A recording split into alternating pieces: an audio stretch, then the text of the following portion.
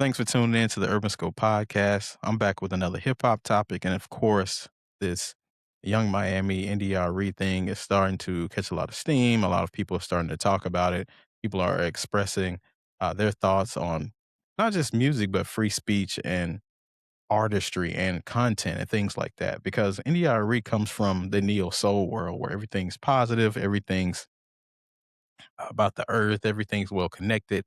Everything's about good spirited stuff. But hip hop, we know, has different elements, and some of parts of the elements is just talking about reality, what's there. And this Young Miami song, this Spin That song, is kind of that. It's kind of the reality for Young Miami in her world, because even if she didn't write the song, it expresses what she goes through and what she's seen, her experiences. And it's not talking about really anything different than what we see in the inner cities in most cities, or not even inner cities, mostly the outer cities, because it's talking about scamming. And we know that's a blue collar thing for the most part. So that stuff's works its way from the suburbs all the way to the inner city, because the scammers usually have some level of influence, affluence, some kind of educational system or background to be able to scam people, to know how to scam people. Because the average guy is not scamming people; they're just robbing them and they're stealing. That's not scamming. Scamming is a little bit more sophisticated than that. So it's not just an inner city problem; it's a world problem. It's more of a suburban problem, actually, if anything. And a lot of people who have that old money got their wealth from um, scamming, essentially, some kind of scam. A lot of things in the world are seen as scams, but they're legal. But things like insurance, like you don't use insurance for the whole year, they don't give you that money back. You just got to pay them again another year to get insured again. So some people can consider that a scam. But that's a story for another day. But NDRE was kind of, I think she was mad or upset about the glorification of scammers and the hood culture of the song in its totality. And I know Lisa Ray talked about it as well, talking about she was conflicted about the song because she know it's just a song and it's just words. But she was kind of conflicted because of the nature of the song and what it was talking about. But then, of course, Lisa Ray knows more than anybody that your art is just art, and it's just a depiction of what actually you've seen or stories you've heard. Uh, for example, Lisa Ray played in her biggest movie she ever played in was The Players Club with Jamie Foxx and Uncle Luke and all these other great figures and actors, where she played a college student who worked at a strip club to pay for her education, which is a stereotype that's perpetuated throughout society, especially after that movie. That any girl that's being a stripper or in college is paying her um, way through college by stripping. So it was a depiction of that.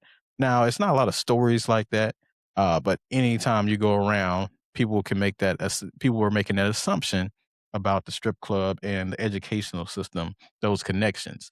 Now most people had a problem with that movie because of the nudity of the movie, the exploitation of women. But if she was to defend herself in that way, she was just saying she's playing a character. She's playing a role, she's depicting art. But for some reason, when it comes to hip hop, that art is never art. It's an atrocity. It's an abomination. It's something uh, very divisive. It's something negative. But we wouldn't say that about an Al Pacino movie, a De Niro movie, a Leonardo DiCaprio movie. We would just say it's art. It's a great movie. It's a great film. It has a great story. But when it comes to hip hop and music, it doesn't get that same criticism or that same uh, it doesn't get put in that same category. It becomes something that doesn't need to be occurred. It needs something that we need to get rid of. And just to get back to Young Miami again, she's one half of the group, City Girls, her and JT, and most of their music is of that same ilk that she made and Spin That. So I don't understand. I guess NDRE is probably not familiar with her music or her catalog, but most of her music is the sounding of that. Um, when for context, Young Miami, she's from Miami, a huge uh, strip club town, a huge party town. A lot of people vacation there. People go there to enjoy the beaches and the sun and the atmosphere and the people and the club scene. And they have some of the, biggest clubs in the country. So of course she's gonna talk about that culture. Everybody from that area does that as rappers, whether it's Kodak Black, Uncle Luke and the Two Live Crew back in the day, Rick Ross, Trick Daddy. They all have those elements in their music because that's what they know and that's what they've seen. Is their environment, as they say, being a product of your environment. Doesn't mean that's the only thing they talk about, but it is a big part of their music because it's what they've seen. For example, if you're from California, the Beach Boys, they're going to talk about the beach life in California and the beautiful sun because that's what you know. If you're from Compton, you're going to talk about the crime and violence and gangs because that's what you've seen, that's what you know. That's something that you can add because you've seen that from personal experience. So I don't understand what the fervor is about or the criticism is about as far as Young Miami goes. Because if she made a bad song, then nobody even talks about this. It just sweeps by the day. And yeah, so I think it's a little bit overblown, the success of this song. And it's one of those things that'll come and go. It's not something that'll be timeless. It's not something that'll be uh, played, throughout the years and people go back to it often. It's one of those things that's for the moment. And she made a great song for the moment for what the culture is. I'm not a fan of the song because I'm just a little bit older now. I believe Young Miami is 32 in her young 30s.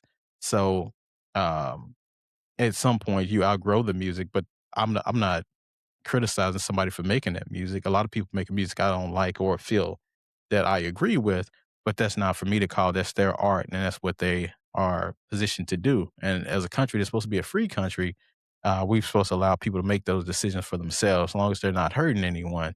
Uh, it should be that way. So tell me your thoughts about the Young Miami song. And until next time, I'll see you next time.